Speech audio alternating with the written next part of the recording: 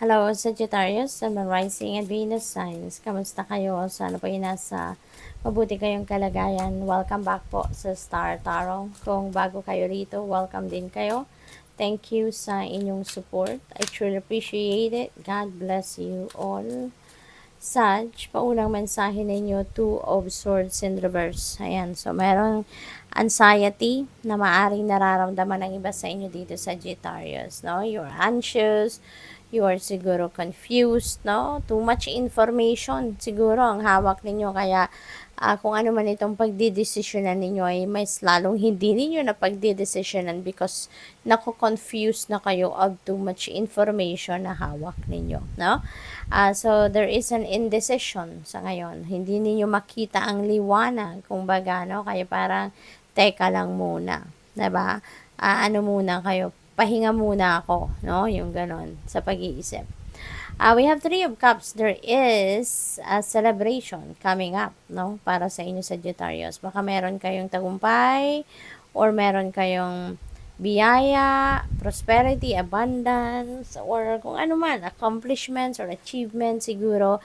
Kaya meron kayong kasiyahan, meron kayong extra reason para mag-celebrate. So, maaaring ganon. Or baka meron din kayong mga a-attendan na celebration. Baka meron din kayong mga pupuntahan.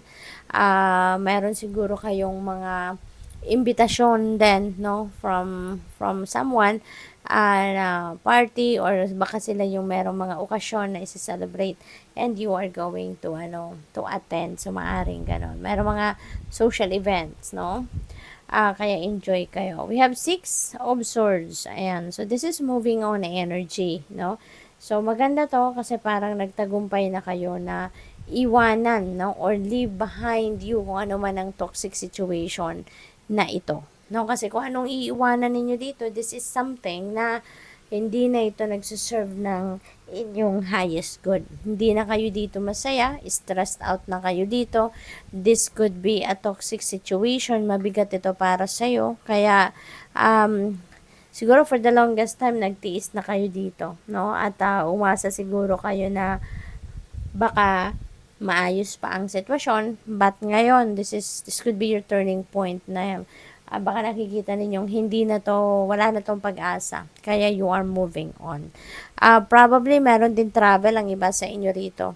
Kasi maaaring kayo ay mag-relocate, kayo ay maglipat ng tirahan, maglipat ng bayan, maglilipat kayo ng trabaho, baka mag-career change din kayo, yung ganun. Para talagang totally mabago ang inyong sitwasyon. Ace of Wands, ayan, so this is a new beginning energy, no? At maaaring kung ano man ang sisimulan ninyo rito, this could be something na baka trabaho ito, ganon, ano, na related siguro ito sa inyong, related sa inyong artistry, related sa inyong mga creativity, yung ganon, no? What else? We have King of Cups, ayan, so, maybe you're going to be dealing with Cancer, Scorpio, Pisces around this time. Maaaring yung taong ito is going to have a influence, no, sa inyo sa ngayon, lalo-lalo na sa mga pagdedesisyon because maaaring maaaring ito yung naging advisor ninyo. Baka ito yung taong nag-encourage sa inyo to stand your ground, ipaglaban kung ano ang para sa'yo, yung gano'n, ano. Kaya, maaaring siya yung isa sa mga nakapag-advise sa iyo ng kung ano ang nararapat ninyong gawin or nakatulong sa inyo na makapag-desisyon, no? Decision making.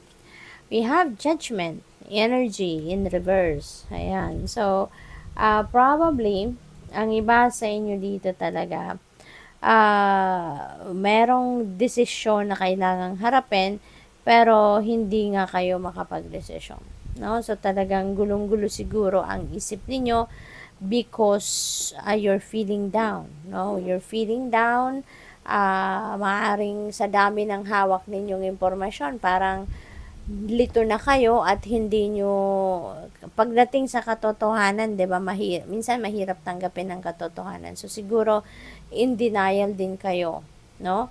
to some truth na maaring nalaman ninyo or na-discover ninyo, no? What else? Ayan, nagpaiwan. We have death energy. So, good. Napakaganda. Merong pagbabago. You are creating some change sa buhay ninyo. You are up for transformation. At ang transformation na ito could be in various areas of life, no? This could be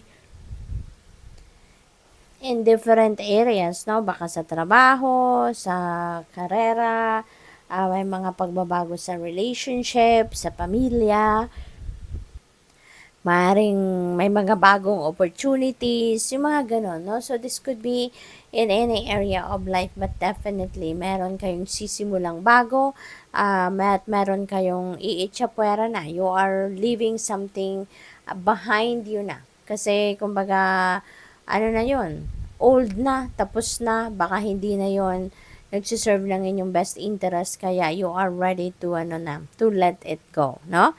So what else? We have the Tower energy in reverse. Yan. So ang iba sa inyo dito, maaaring meron ding pagbabago on your outside world, pero maaaring hindi kayo ready para dito, no? Maaaring hindi kayo ready para doon kasi nga busy pa siguro kayo, focused kayo doon sa sa pansarili ninyong